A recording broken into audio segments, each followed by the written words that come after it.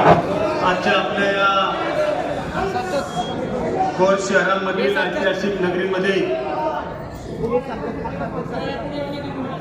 भोर नगर परिषद 2025 या निवडणुकीच्या प्रचाराच्या सभेच्या निमित्तानं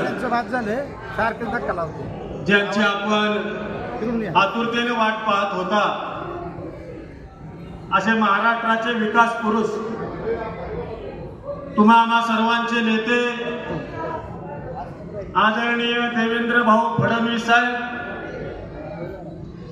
आपल्या पुणे जिल्ह्याचे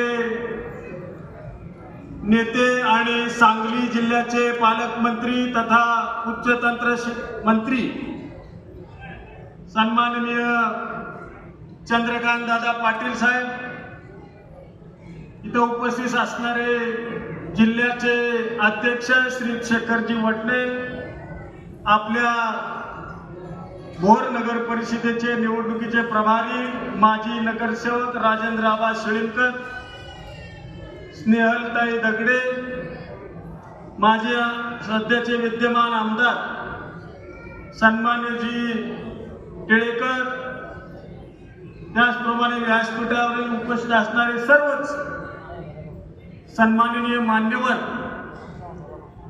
ज्यांच्या प्रचाराच्या सभेसाठी साहेब आपण आलायत असे भोर नगर परिषदेचे नगराध्यक्ष पदाचे उमेदवार श्री संजय दत्तात्रय जगताप,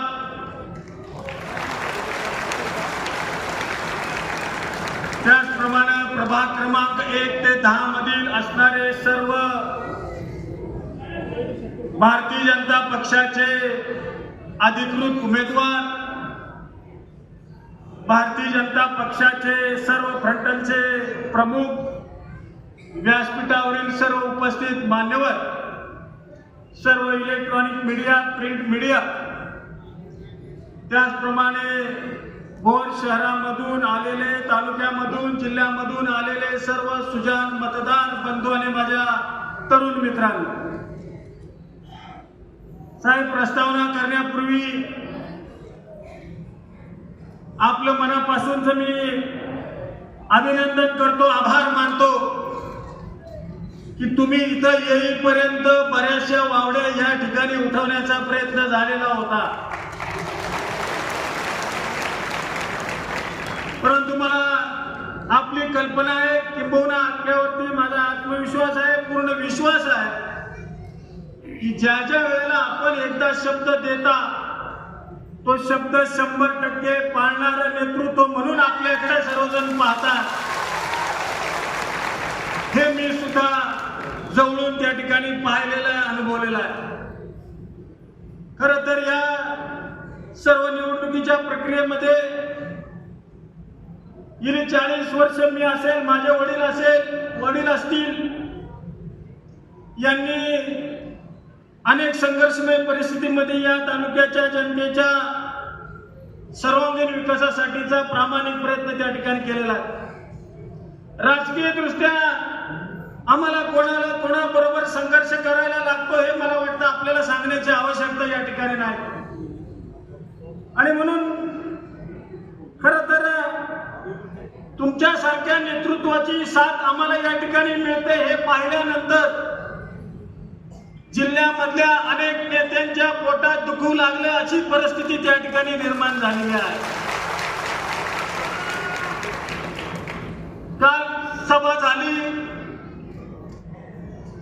त्यांनी बरीच मुक्ताफळं त्या ठिकाणी वाहिली, बऱ्याचशा गोष्टींची चर्चा, उलट सुलट, आरोप प्रत्यारोप त्यांनी केले. मला एक प्रश्न त्यांना विचारावासा वाटतो, ही निवडणूक नगरपालिकेची होती का विधानसभेची होती, हा प्रश्न मला त्या निमित्तानं सातत्यानं जाणवतो. कायमस्वरूपी आलं की ठोकटे कुटुंब 40 वर्षात त्यांनी काय केलं नाही, या तालुक्याचा कुठलाच विकास केला नाही, अशा पद्धतीची सातत्याने ही मंडळी इथे येऊन वक्तव्य करतात. मागच्या काही दिवसापूर्वी राजगड सहकारी साखर कारखान्याच्या शासकीय थक हमीसाठी आपल्याकडे आम्ही प्रस्ताव दिला. त्या दिलेल्या शब्दानुसार जवळपास 467 कोटी रुपयाच्या कर्जाची हमी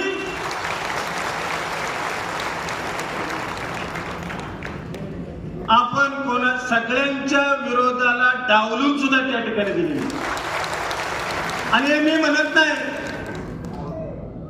वृत्तवाहिन्यांमध्ये आलं होतं की अमक्या तमक्याच्या विरोध असताना देखील माननीय साहेबांनी त्याला हिरवा कंदील दाखवला. आज ती मंडळी इथे येऊन त्या राजगड कारखान्याबद्दल बोलतात. त्यांनी काल सांगितलं की राजगडला आम्ही पैसे दिले. कैलासवासी संपतराव अण्णा जेते असताना त्या काळात कारखान्याला मदत केली.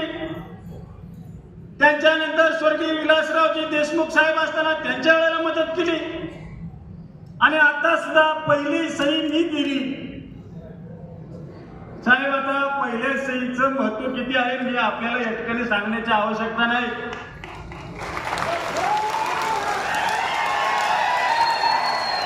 पुणे जिल्हा मध्यवर्ती बँकेमध्ये गेले 15 वर्ष मी संचालक म्हणून काम करतोय. तिथं सातत्याने आम्ही कर्ज मागणीचा प्रस्ताव दिला, परंतु तिथं यांना सही करायला कधीच वेळ त्या ठिकाणी मिळाला नाही.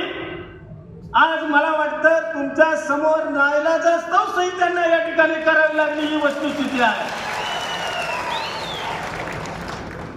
आज राज्यामध्ये युतीचं सरकार म्हणून काम करत आहे. देशामध्ये भारतीय जनता पार्टी आणि मित्र पक्षांचं सरकार म्हणून देशामध्ये काम चाललंय. परंतु इथं सातत्यानं आम्हाला पाण्यात बघण्याचा प्रयत्न साहेब त्या निमित्तानं होतोय. सध्याचे विद्यमान लोकप्रतिनिधी यांनी तर बोलण्याची सर्व मर्यादा काही दिवसापूर्वी त्या ठिकाणी ओलांडली. माझ्या व्यक्तिगत कुटुंबाबद्दल, माझ्याबद्दल तर बोललेच, पण आता माझा मुलगा सुद्धा त्यांना राजकारणामध्ये अडसर ठरायला लागलाय का काय, त्याच्याबद्दल सुद्धा साहेब त्यांनी वक्तव्य केले. खरं तर आपल्याला माहिती आहे, गेल्या 4 महिन्यापूर्वी चौफुल्याच्या कला केंद्रामध्ये गोळीबाराचा जो आवाज घुमला, तो गोळीबाराचा आवाज आज या भोर राजगड मुळशीच्या जनतेच्या कानामध्ये घुमतोय. आणि या आवाजाचं उत्तर निश्चित येणाऱ्या नगर परिषद असतील, जिल्हा परिषद असतील, स्थानिक स्वराज्य संस्थांच्या निवडणुका असतील, त्यामध्ये ही जनता त्यांना उत्तर दिल्याशिवाय राहणार नाही. हा खरा प्रश्न या निमित्तानं आपल्याला सांगायचं वाटतं. आमच्याकडून उमेदवाराबद्दल चिखलफेक केली. म्हणले तुमचे मटकेवाले उमेदवार आहेत, दारू धंद्यावाले उमेदवार आहेत. आमचे उमेदवार बघा कसे स्वच्छ चरित्राचे आहेत. साहेब, जे उमेदवार आता त्यांचे आहेत ना, ते मागच्या वर्षी आमच्या तालमीत आणि आमच्या मतदारांनी निवडून दिलेले उमेदवार. त्यांनी मागच्या 5 वर्षामध्ये त्यांच्या सौभाग्यवतीच्या वतीनं नगराध्यक्ष पदाचं काम केलं. आज ते सांगतायत तुमचं भोरच्या बद्दल, पत्रकारांनी त्यांना प्रश्न विचारला, भोरच्या बद्दल तुमचं विजन सांगा. त्यांनी सांगितलं, म्हणले आता मी भोरला 24 तास पाणी देणार. अरे मग काय बादलीने 5 वर्ष पाणी भरत होता का? ज्या वेळेला तुम्ही पदावर होता त्यावेळेला तुम्ही ज्या नेतृत्वाच्या जीवावर, ज्या मतदारांच्या जीवावरती जनतेची तुम्हाला निवडून दिलं, त्यांनी जी कामं केली ती सांगायला तुम्हाला आज लाज वाटते का? आज तुम्ही तुमच्या स्वार्थासाठी तिकडे गेलाय. या तालुक्यामधली जनता असेल साहेब, इथली जनता निश्चित गरीब आहे, परंतु स्वाभिमानी मात्र फार मोठ्या प्रमाणातली. कारण की हा छत्रपतींचा तालुका आहे. त्याच्याबरोबर ज्यांनी स्वराज्य निर्मितीसाठी प्राणाची आहुती दिली, असे आमचे हजारो शेकडो मावळे या तालुक्यामध्ये आज आहे. आणि म्हणून खरं तर काही बऱ्याचशा गोष्टी त्यांनी सांगितल्या जातात, तुम्हालाही पुढे जायचंय, परंतु जिल्ह्याच्या आमच्या नेत्यांनी मागच्या विधानसभेला आश्वासन दिलं होतं की म्हणले या वेळेला माझा लोकप्रतिनिधी निवडून द्या, भोरच्या MIDCचा नारळ मी 1 महिन्याच्या आत फोडतो. आज साहेब 1 महिन्याचा राहिलाच, एकावरती 1 महिना झाला, 11 महिने झाले, परंतु नारळ का अद्याप फुटलेला नाही. अहो जे तुम्ही पूर्वी पेरलं ना तेच आज उगवलंय. ज्या 15 वर्षात आम्ही सातत्याने MIDC व्हावी म्हणून बैठका केल्या, विनंत्या केल्या, त्यावेळेला तुम्ही तुमच्या कार्यकर्त्यांनी ज्या पद्धतीने या MIDCला विरोध केला, ती मंडळी आता तुमच्या सुद्धा हाताबाहेर त्या ठिकाणी गेली. हे बोलणाऱ्यांनी या निमित्तानं लक्षात ठेवलं पाहिजे. खरं तर सत्तेच्या तिजोरीच्या चाव्या कोणाच्या हातामध्ये आहेत याच्याबद्दल सुद्धा काल वक्तव्य झालं. ते म्हणले चाव्या आमच्याकडे, तिजोरी साहेबांकडे. आणि काल तर साहेब तुम्ही आज येणार होता म्हणून का काय कुणास ठाऊक थोडस काल तर जरा आवरतच घेतलो.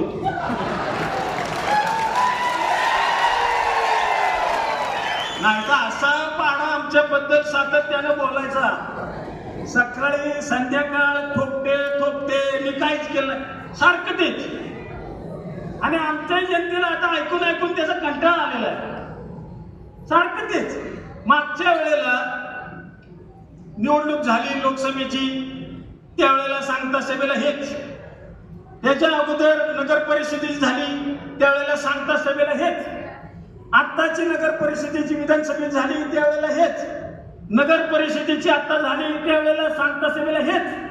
आम्ही मात्र चंद्रकांत दादा पाटलांना बोलवलं, विनंती केली, ते आले तर लगेच म्हटले ह्यांच्या पायाखालची वाळू सरकली आणि म्हणून यांनी मंत्र्यांना बोलवलं.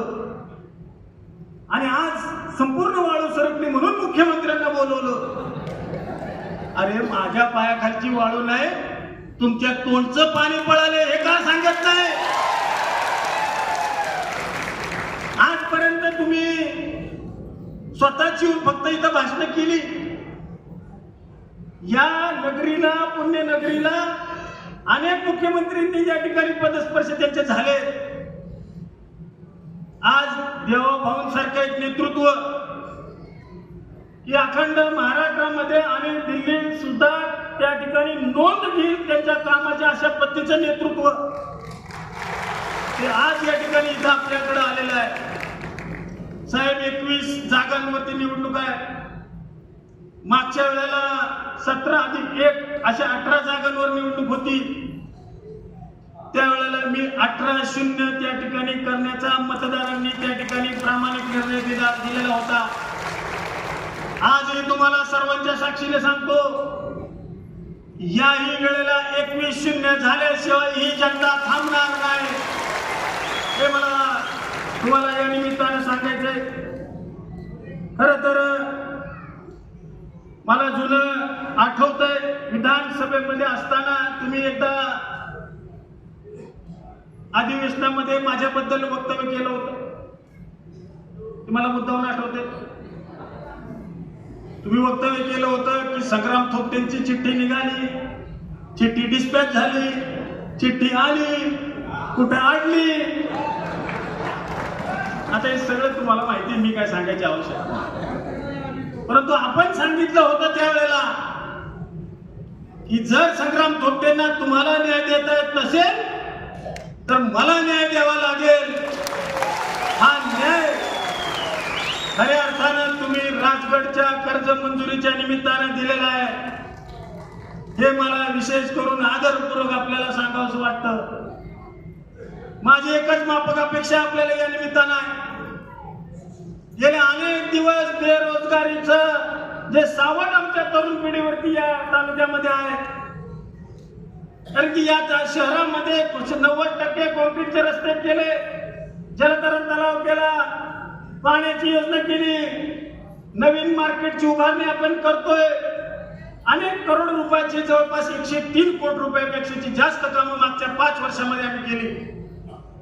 आणि साहेब ही कामं करताना पुणे जिल्ह्याच्या नेतृत्वाच्या सही शिवाय केली हे मला मुद्दामून सांगायचं, कारण की त्यांनी आमच्या ह्याच्यावर कुठली सही कधी केलीच नाही. माझी एकच विनंती या निमित्तानं आपल्याला की ह्या नगर परिषदेच्या निवडणुकीनंतर, आचारसंहिता संपल्यानंतर या भोर तालुक्यामधील तमाम तरुणांच्या रोजगाराच्या बेरोजगारीच्या संदर्भातला जो विषय आहे तो विषय सोडवण्यासाठी आपल्याला माझी कळकळीची आणि हात जोडून विनंती या निमित्तानं आहे. कारण आपण सर्वोच्च नेते आहात, आपण ठरवलं तर एका मिनिटात हा प्रश्न निकाली निघू शकतो. बाकीचे इथे कुणी किती येऊन धावा काढल्या तरी काय उपयोग नाही.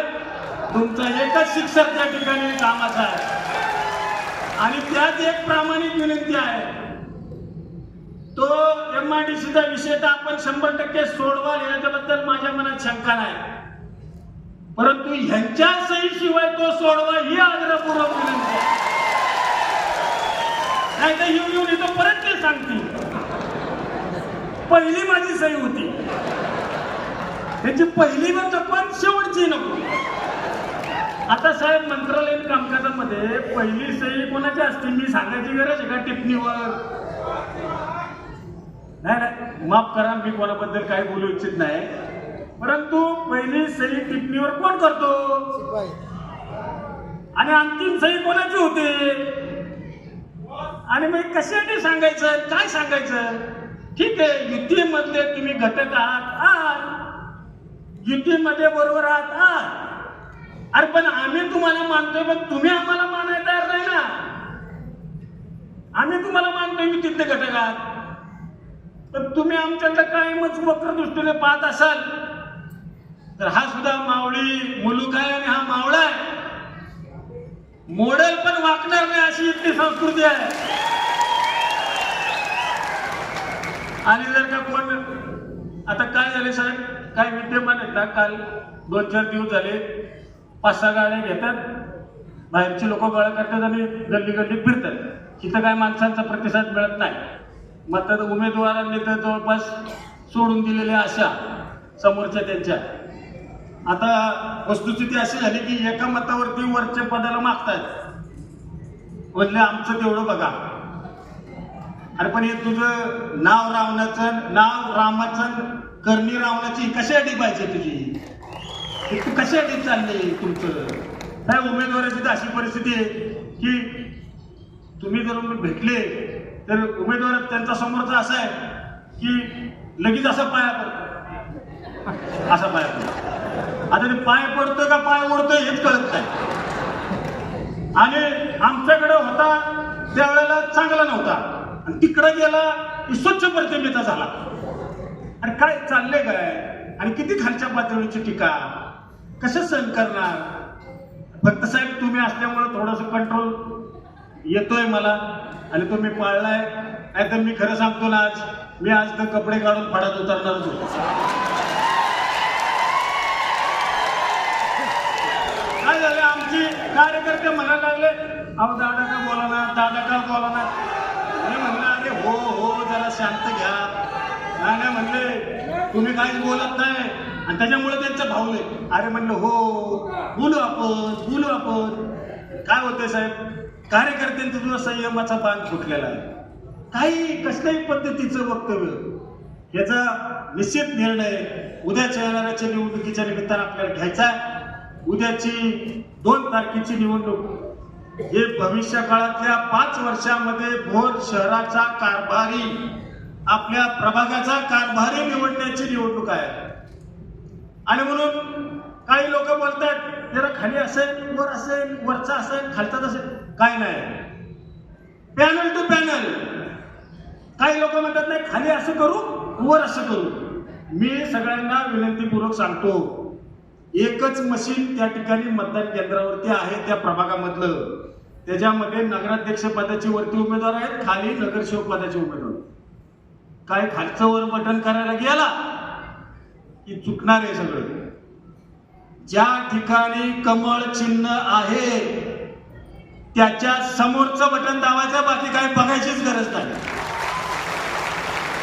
एका प्रभागात एका मतदाराला 3 मतं देण्याचा अधिकार आहे. 3 कमळाची चिन्ह जिथे दिसतील त्याच्या समोरचं बटन दाबा आणि उद्याचा भोरचा भविष्यकाळ आपण सर्वांनी उज्ज्वल करण्यासाठी भारतीय जनता पार्टीचे सर्वच्या सर्व 21 उमेदवार आपण निवडून द्या ही आग्रहाची विनंती करून इथे थांबतो. जय हिंद, जय महाराष्ट्र.